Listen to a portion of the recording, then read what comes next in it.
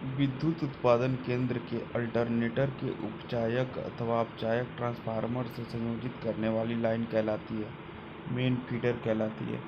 विद्युत उत्पादन केंद्र के अल्टरनेटर के उपचायक अथवा अपचायक ट्रांसफार्मर में संयोजित करने वाली लाइन मेन फीडर कहलाती है। डीसी की अपेक्षा एसी पारेषण प्रणाली का मुख्य लाभ क्या है? निम्न लागत पर पारेषण, सरल वोल्टता परिवर्तन, सरलता से डीसी परिवर्तनीय। उपरोक्त सभी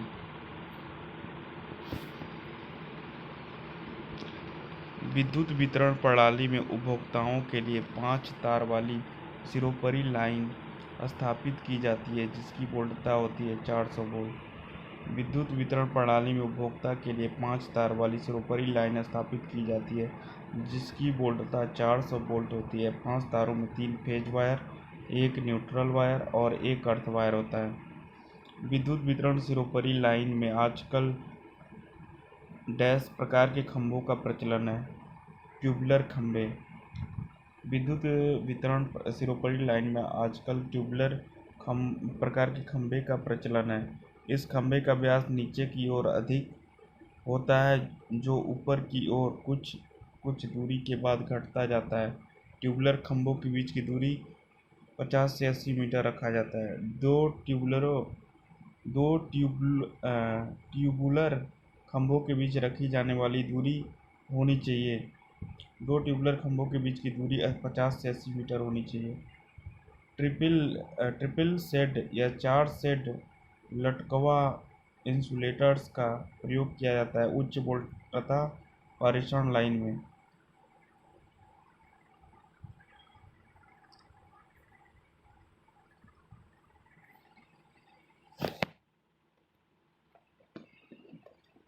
ट्रिपल शेड 4 शेड लटकवा इंसुलेटर का प्रयोग उच्च वोल्टता संचरण लाइन में किया जाता है। अन्य इंसुलेटर की अपेक्षा इनकी लंबाई अधिक होती है जिससे कि लाइन का तार क्रॉस आर्म से पर्याप्त दूरी पर रहे। इन इंसुलेटर्स में तार को बिना लपेटे उसके निचले भाग में बंद क्लिप्स से कसने की व्यवस्था होती है। 220 किलोवोल्ट की विद्युत पारेषण लाइन में प्रयुक्त तड़ित चालक है। ऑक्साइड फिल्म तड़ित चालक। 220 किलो वोल्ट की विद्युत पारेषण लाइन में प्रयुक्त तड़ित चालक ऑक्साइड फिल्म तड़ित चालक है। इस प्रकार के तड़ित चालक में विशेष प्रकार से बनाई गई डिस्क प्रयोग की जाती है। एक डिस्क 300 वोल्ट पर कार्य करने के लिए बनाई जाती है, अतः इन्हें श्रेणी क्रम में संयोजित किया जाता है। इस तड़ित प्रग्राही का उपयोग 220 किलोवोल्ट तक की लाइन के लिए किया जाता है। किसी भवन की छत से 33 किलोवोल्ट पारेषण लाइन की न्यूनतम ऊंचाई होनी चाहिए 3.66 मीटर। किसी भवन की छत से 33 किलोवोल्ट पारेषण लाइन की न्यूनतम ऊंचाई 3.66 मीटर होनी चाहिए। स्थिर वैद्युत प्रतिबल का वितरण समान होता है पिन टाइप इंसुलेटर में। स्थिर वैद्युत प्रतिबल का वितरण समान होता है पिन टाइप इंसुलेटर में। स्थिर वैद्युत प्रतिबल का वितरण पिन टाइप इंसुलेटर में समान होता है। यह प्राय पोर्सेलिन पदार्थ का बना होता है।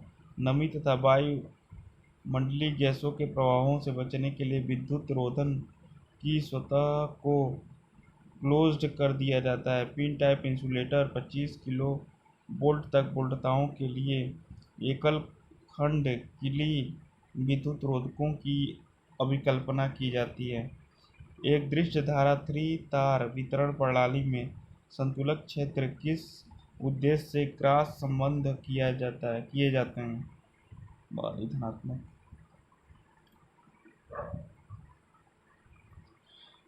उदासीन न्यूट्रल के दोनों तरफ भार संतुलित करने के लिए।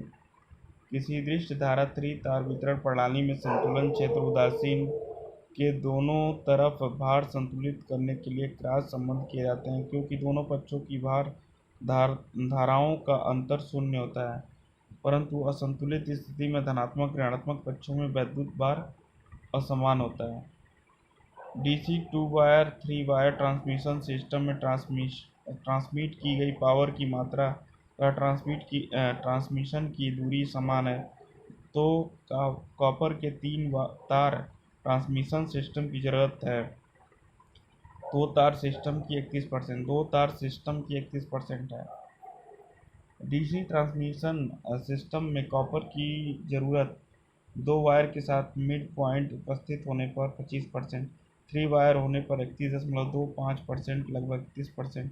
डीसी ट्रांसमिशन सिस्टम में DC 2 wire system with mid point earthed use किया जाता है क्योंकि इसमें चालक सबसे कम लगता है।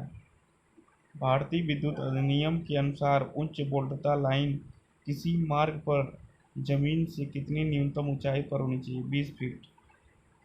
भारतीय विद्युत अधिनियम के अनुसार उच्च वोल्टता लाइन किसी मान पर जमीन से 20 फीट न्यूनतम ऊंचाई पर होनी चाहिए। इलेक्ट्रिक पावर के ट्रांसमिशन के लिए उच्च वोल्टेज को उपयोग करने का कारण है। उच्च वोल्टेज उपयोग करने का कारण है ट्रांसमिशन क्षतियों में कमी हुई। ट्रांसमिशन क्षतियों में कमी हुई। P equal to B I cos theta, I equal to P upon B cos theta, B proportional I upon B के। वोल्टेज का मान अधिक होने पर धारा का मान कम होता है जिसके कारण 1/v है। ओके। I²R हानि कम हो जाती है। वोल्टेज ड्रॉप IZ कम हो जाता है। कंडक्टर की बचत हो जाती है। यदि किसी ट्रांसमिशन सिस्टम का वोल्ट V है तो उसी अनुपात में उपयोग किए जाने वाले कॉपर का वजन कितना होगा? 1/v²। फॉर्मूले से